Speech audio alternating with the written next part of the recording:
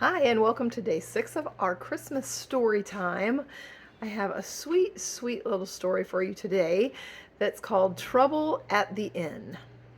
For years now, whenever Christmas pageants are talked about in a certain little town in the Midwest, someone is sure to mention the name of Wallace Purling.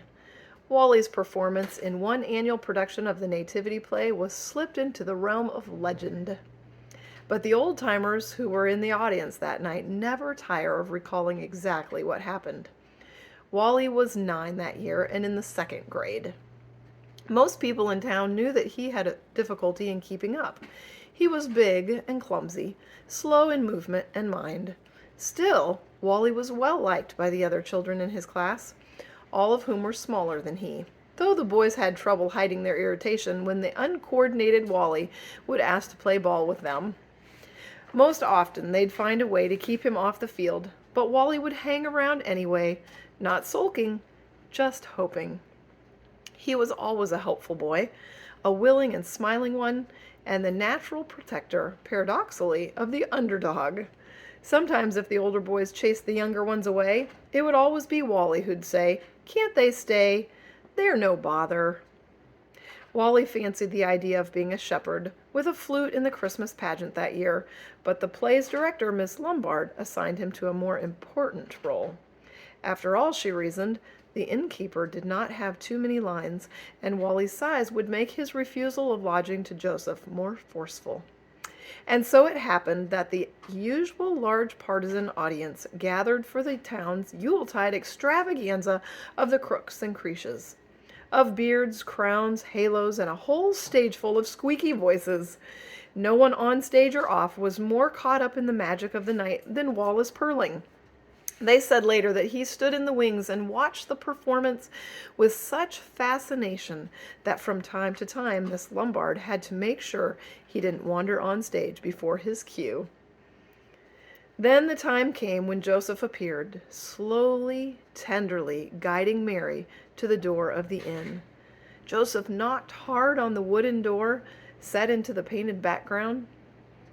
Wally the innkeeper was there, waiting. "What do you want?" Wally said, swinging the door open with a brusque gesture. "We seek lodging." "Seek it elsewhere." Wally looked straight ahead, but spoke vigorously. "The inn is filled." "Sir, we have asked everywhere in vain. We have traveled far and are very weary." "There is no room in this inn for you." Wally looked properly stern.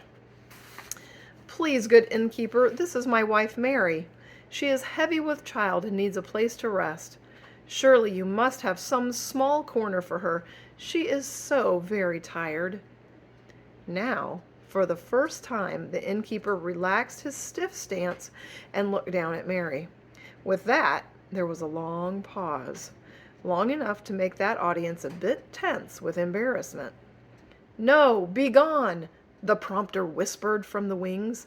"No, be gone!" Wally repeated automatically.